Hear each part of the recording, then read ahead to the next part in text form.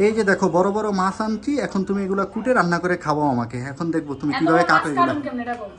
তোমারে কাটতে হবে এগুলা, তুমি না বলছো বড় মাছ খাইবা। তুমি কি মাছ কাটতে পারো আসলে? আমি জীবনে মাছ কাটি নাই। এইটা কত বড়, এটা কাটা যাবে বলেন?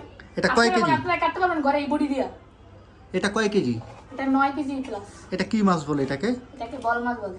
আর ওইটা কি মাছ? কাতল মাছ। জামাই আদর করলে এই মাছগুলো কিনা হয়, বাট আমাদের ঘরে কোনো জামাই নেই।